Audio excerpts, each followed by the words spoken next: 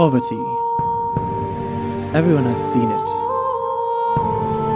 The trash, the sewage, the tin can houses, the mud huts. We hear about the corruption of governments, and the genocides, and the wars, and on and on.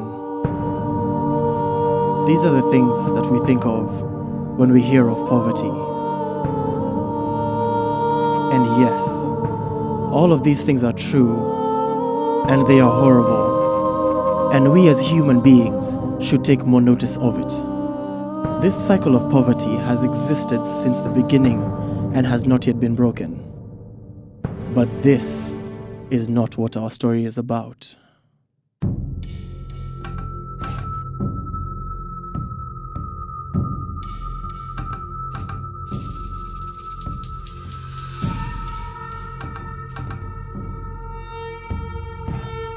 The well-wishers of this world continue to send money and food, yet after centuries, the cycle of poverty remains. And while this method is keeping millions of people alive, it lacks a permanent, sustainable end. Loan sharks who charge over 300% in interest rates have been the only option. There is, however, a different way. Not a cycle, but a way out. Indigenous organizations are giving out loans as small as a few dollars. These small loans can help start or boost their own businesses, which generate an income that brings them closer to sustainability. Unlike the loan sharks, the average interest rate is only 10%. This movement is known as microfinance. Microfinance, let's think of that as financial services for the poor. So think about the things that your bank provides for you, and that includes savings and loans and insurance and all those little products. Think of how those would be tailored to the needs of somebody that makes a few dollars a day. Microcredit, if you will, fits under the broader scheme of microfinance. Microcredit specifically are the loans that go out to the very poor who have otherwise no access to credit. It's worth noting this has been around for a long time. I mean, people have been providing small loans to each other in various forms forever. The modern movement of microfinance is accredited to a man in Bangladesh named Dr. Mohammed Yunus. Since 1976, this model has spread throughout the developing world. It has changed the approach that organizations take towards poverty alleviation. There is a shift. There is a shift. And really, the old way has been exactly what I mentioned earlier, that there is a very top-down approach to development, and a new way is simply a bottom-up approach to development. And it's changing, it's transforming. Specifically, the IMF, the World Bank, all those major institutions are now changing a lot of their approaches towards poverty eradication. Kiva is a web-based organization that was co-founded by Jessica Flannery. Through their website, anyone can give a microcredit loan to indigenous entrepreneurs all over the developing world. Since the inception in October of 2006, they have given over $30 million in loans. People browse these profiles and are able to lend as little as $25 to the loan need. Kiva passes that money along to these microfinance institutions all around the world that we partner with, that then actually does the real hard work and administers the loan to the goat herder or the seamstress that lender has specified. You know, trains them, collects repayments, does all of the real in the field, on the ground work. Throughout the whole course of it, lenders are hearing how things are going. So they're getting repayment updates. Ideally, they're getting some qualitative stuff too, like a photo of, you know, the new goat or the new sewing machine, and anecdotal stories about how things are changing in that person's life and in their family's life. An up-and-coming organization is the 1010 Project, founded by Andrew Syed. Started in May of 2003 out of his basement in Colorado, 1010 has built partnerships and friendships with different community leaders in East Africa. What we do with 1010 is we don't go into a country and start something new, but we connect with people who are already working in their own communities. There's this great myth about the African continent that they're kind of standing there with their hands open, waiting for everyone else to come and save them. And that is just not true. Everywhere we have gone, we have found communities that are already working amongst themselves to break the cycle of poverty. And so in short, what we do is we help people start small businesses. We work with these local organizations.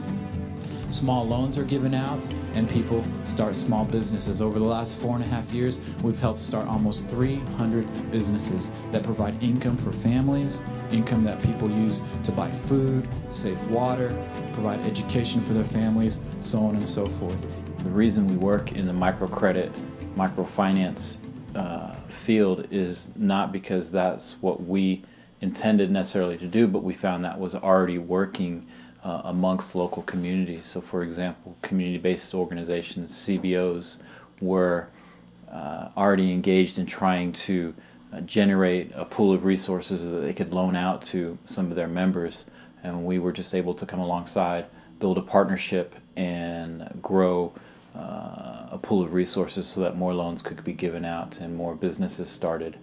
More people than obviously coming out of poverty. 1010's work is primarily focused in Kenya, which is situated in East Africa. It is surrounded by Somalia, Ethiopia, Sudan, Uganda, Rwanda, and Tanzania. The population is near 40 million. The capital, Nairobi, was originally a watering hole for the Maasai tribe until the British settled there when building a railway from Mombasa to Uganda.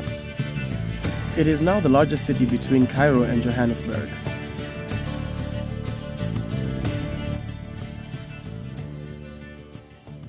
Ten's main representative in Kenya is Fred Afwai. He and his wife Alice operate a church and an orphanage. They are the country representatives for 2 non-government organizations, or NGOs. They have founded a network of CBO leaders who meet once a month and collaborate with one another, finding solutions to the problems that hinder their prosperity.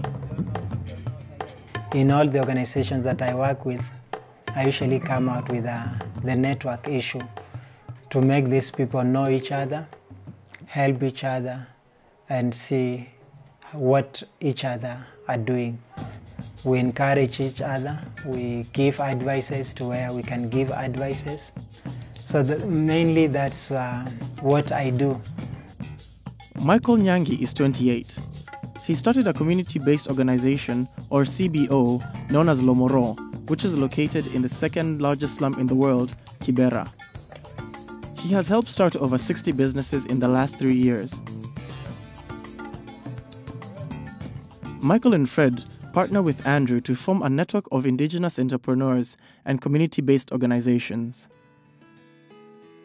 They have dedicated their lives to breaking the cycle of poverty. Through the work of these 3 individuals, we will explore a small portion of what microfinance is doing in one section of the world.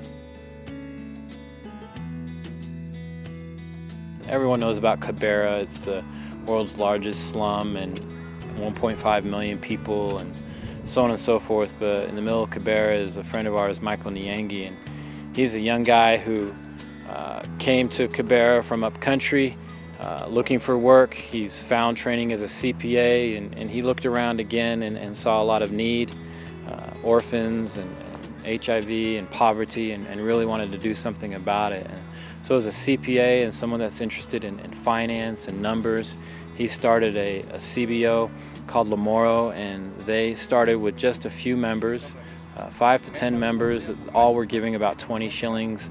Since then, he's expanded his CBO to some almost 100 members.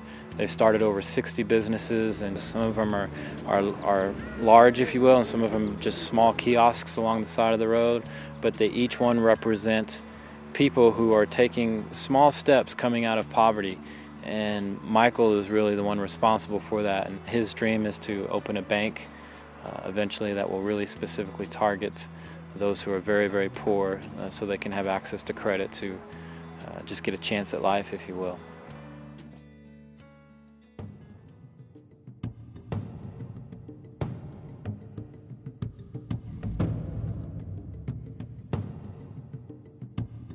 Before giving the loan, we normally educate these people on how to start the business, ways of doing the business, and we have to go and see what the person is doing. There are some people who are already doing the business, and some are also willing to start the business. As you know that in Kibera, most of the businesses are just along the road, where people are just selling, some of them vegetables, some have got small canteens, some groceries. We have got the carpentry along the road. Some are also selling compacts and CDs, and people come and buy. And it's through that they normally manage to cater for their meals, pay for their house rent, and also to care for their children. Microloans are the result of individuals joining a CBO because they recognize the need for potential growth. These individuals usually have their own business started, yet are unable to grow it due to lack of access to financial services. As a new member who is willing to join Lomoro, he has seen what the beneficiaries of Lomoro are doing, and is somehow very much interested to join Lomoro. You can see how people within the slums are very, very busy, because if you're not very busy, then you cannot make a living. So this is now what they are now doing. But you see, they are now doing it in an open place, which means when it is raining, when it is too hot, then they cannot work. So I think Lomoro will come in. Once you will join Lomoro, then from there we'll see if you realize more money, then you'll be able to help them so that at least they can work under building. Yeah, my name is Maurice. Yeah, I'm a carpenter. This is the part of the job we do. We have a lot of experience and knowledge to do so many different things, but lack of money. So you can't afford, because most of our customers, they lack ready-made. They come for ready-made things. When they come, they ask for the price for the things you have made. So we get hard time sometimes when we don't have enough cash to spend on the material and the things. The other thing, the type of the job you are doing, it needs machine work. If we can manage to get these small machines, I think it can make us prosper.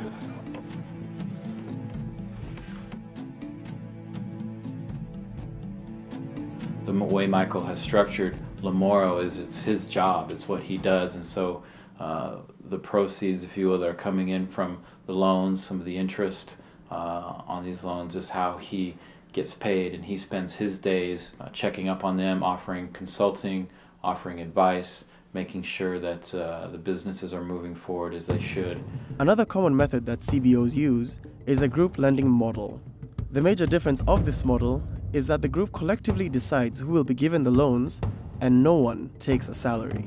We have individuals who come together. They share their problems together.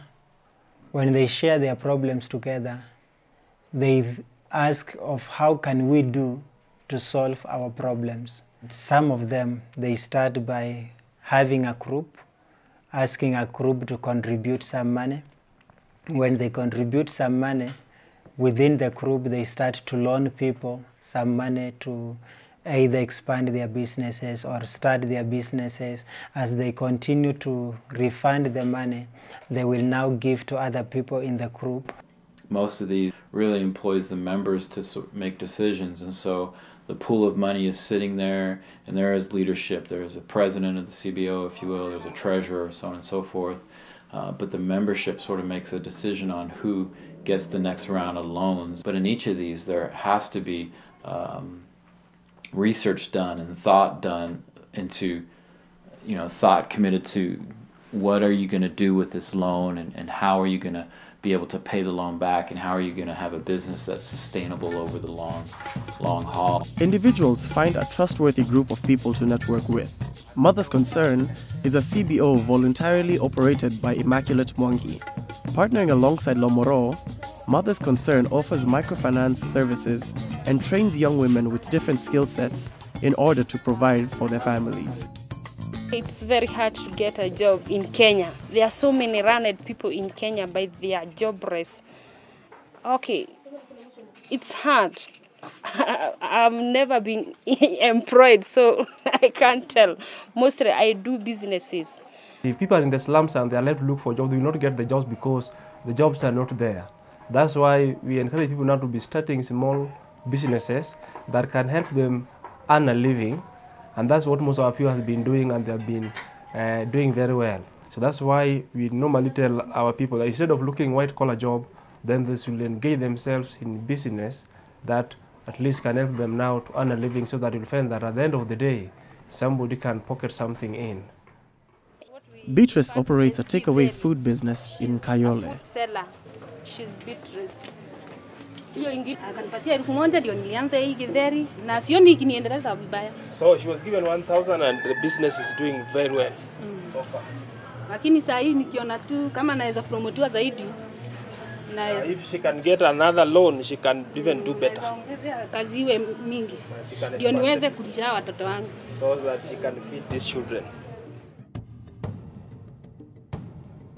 There is this group of people that is often really unbanked, and it's frequently because they have no collateral. You know, if you really start to imagine what someone's life has been like and what generations before them, you know, what their families' lives have been like, there are not a lot of assets, if you will, that they can go take to a bank and then use as collateral to get a loan and to have an opportunity to do something more. So for a lot of those folks, microfinance is the only option. In Kenya, to open an account is a lot of money. For example, you might find that most of the banks, they will need at least 1,500 or 2,000 for somebody now to have an account with them.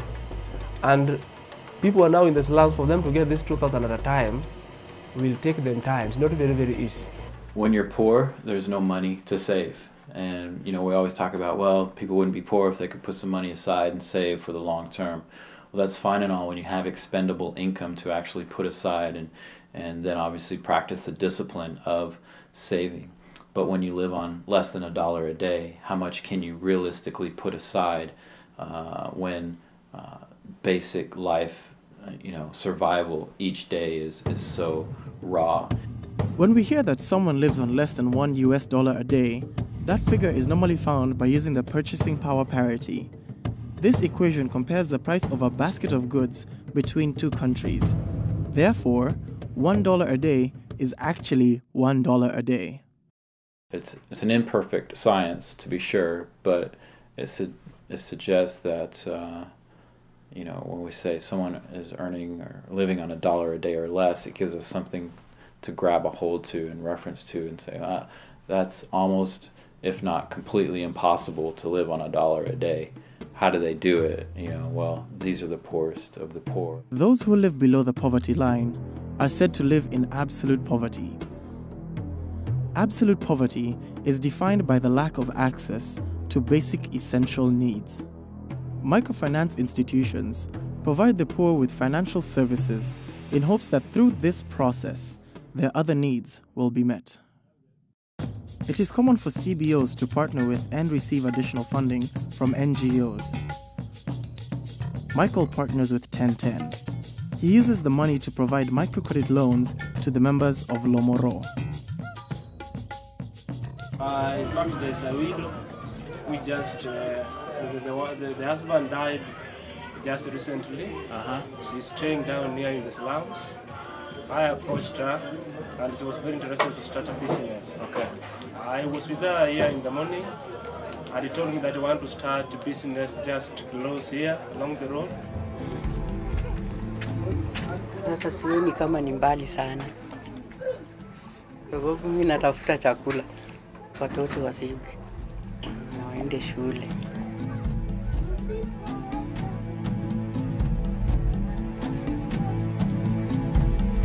Sasa najaribu tu kidogo kidogo ndio at least nipate vile naweza kukaa.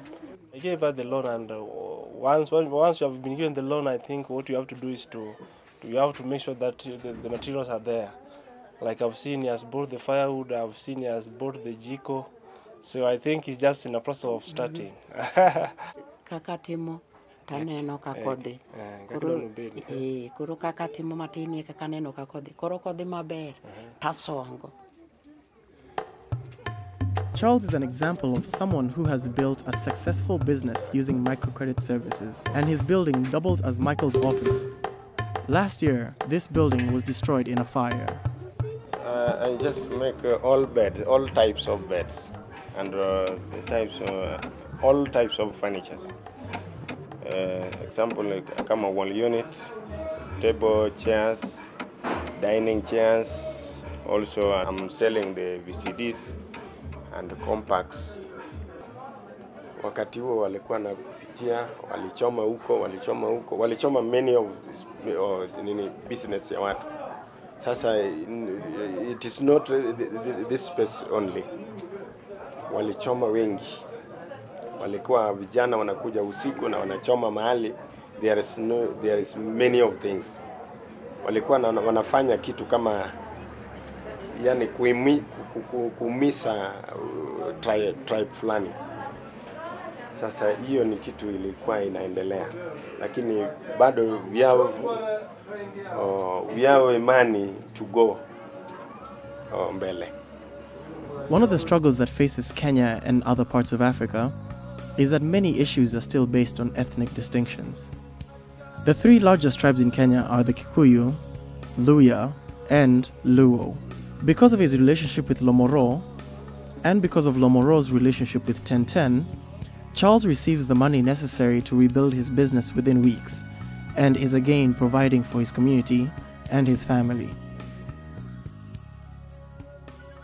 Many of our CBOs are not necessarily microfinance or microcredit organizations, but they are organizations like orphanages or churches who are engaged in community development, schools, these types of groups. And these entities are not necessarily in the business of starting small businesses, so the way we connect with them is through IGAs, income generation activities, and what we ask an indigenous orphanage to do is take a grant and think about developing something that can generate some sort of income for the orphanage. We go across town to the Korogosho slum, where Pastor Erastus uses several different IGAs to help sustain his orphanage.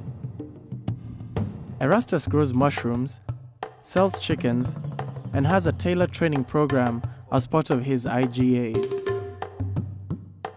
If someone helps you to start an income generating, it's better than someone who say, I'll be giving every month, because now you'll know how you can survive by yourself. When the sponsor has now withdrawn, now you can continue yourself. So my appeal is, if at all we can have someone who can help us in the income generating, I will be a happy man. Just across the way, Pastor Brown uses income generation activities as well. We also have a tailoring and dressmaking school. We started 2 years ago to train the young people in the community, those who have just come from school, and to give them skills so that we can empower them.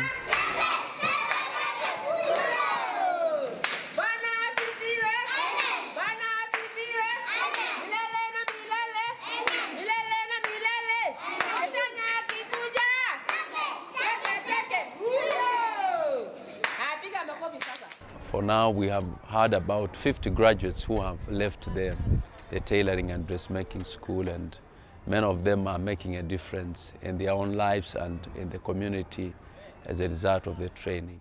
These different types of models are very dependent upon what the CBO itself needs, but what's important to note here is it's still moving toward a long-term sustainability, hopefully moving closer to a dependency not necessarily on external resources, but on internal resources that already exist. The place where IGAs are most prominent is in rural areas. We head across the Rift Valley to Western Kenya.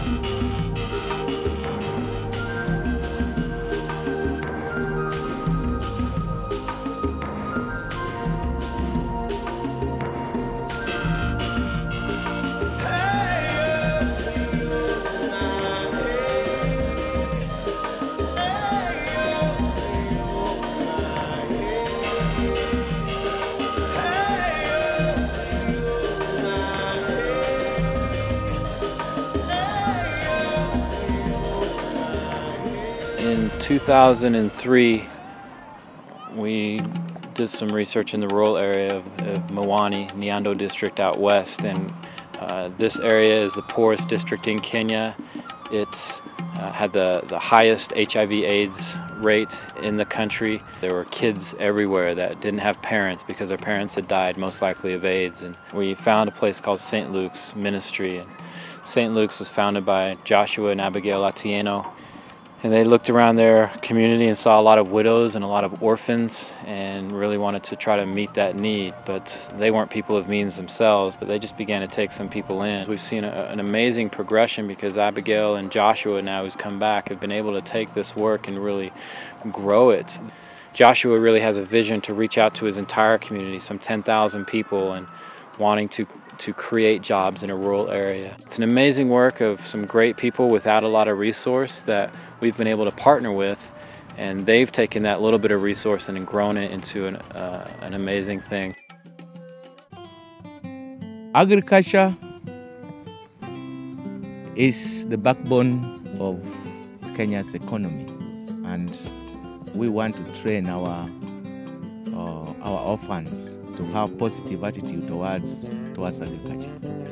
We have around 15 acres here for agriculture, and this is supporting about 3,500 members of the community. Using his expertise in agriculture, Joshua grows arrowroot, rice, and various other farming goods. His latest income generation activity is fish farming.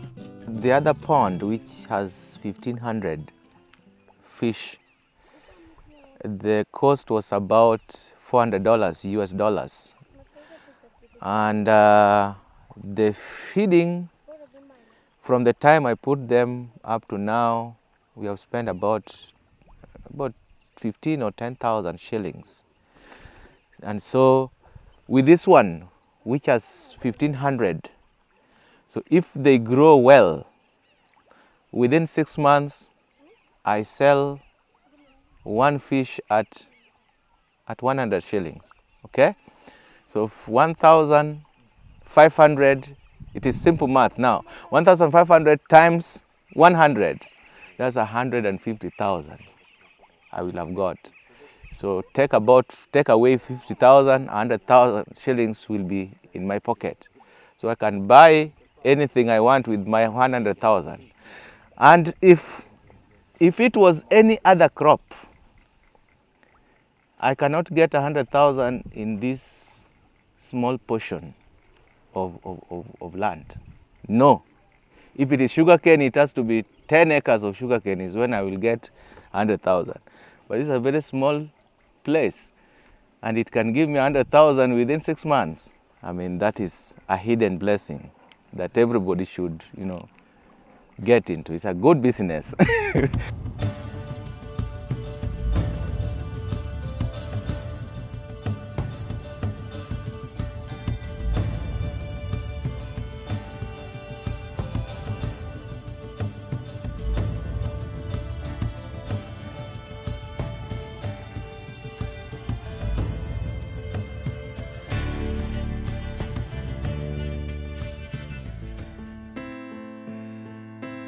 Let's assume that you've given $100 to a relief organization. If we follow that money to Africa, we see that it is used for food, medical supplies, and possibly education. Granted, the money will do some good and it will help some people, but there is one problem. That money is essentially gone within days. Okay, let's take that same 100 and pass it through a development organization that is operating under a microfinance model. When that money reaches Africa, it is given as a grant to a community-based organization. This CBO takes the money and divides it into several loans, and in an average time of 6 months, the money is paid back with 10% interest. Let's assume that the $100 has been split up into two $50 loans. In 2 years, your investment will have doubled.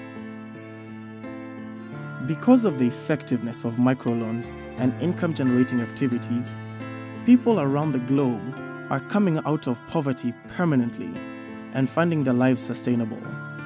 Can we challenge the way we think about poverty and begin to see that perhaps investing and partnering with the poorest of the poor is the single most effective way to help them end poverty, from the footsteps of their own front doors, one person at a time.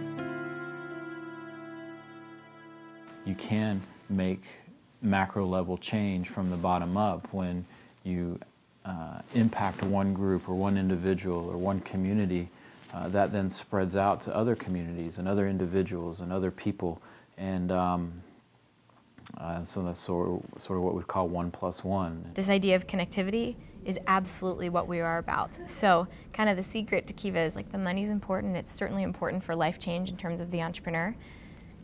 But the real secret, the real thing that we hope comes out of all of this is changing people's lives and changing the way they think about each other. So if we can change the way lenders are thinking about somebody who does have this need for a loan, somebody who's poor, we can blur those lines between, you know, lender and borrower and a wealthy person and a poor person. And if we can blur those lines and break those barriers down, then I think that's the real goal, that's the real work. The impact we are giving to our people. They see our people as poor people who are lazy. Always they see poor people, they are poor because they are lazy. And we are telling them, these people, it's not because they are lazy, but it's because they need somebody who can just boost them a bit and do something which can help them earn a living. And this is the positive picture we are giving out for our people. We are not giving that we are poor people. We are people who are capable of doing something.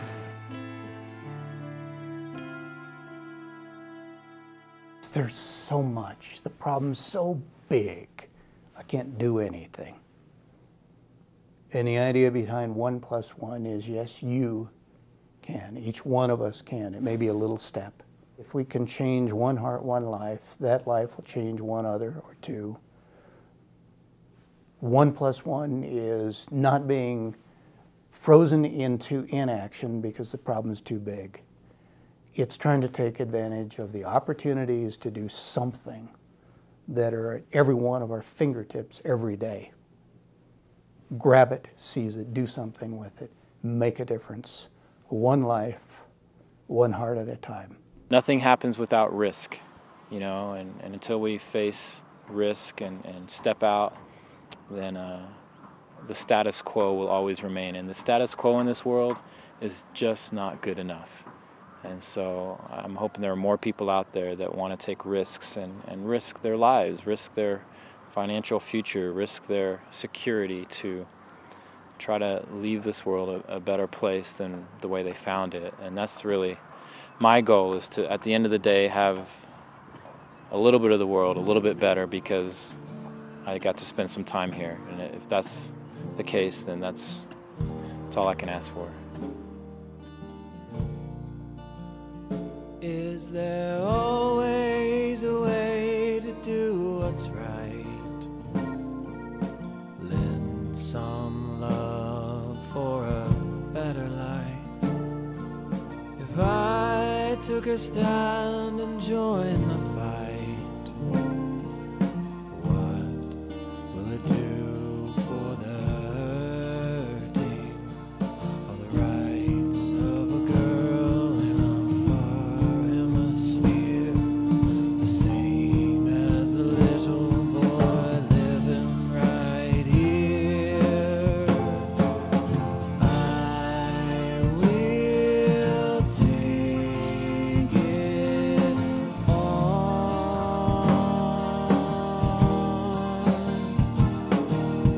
I will take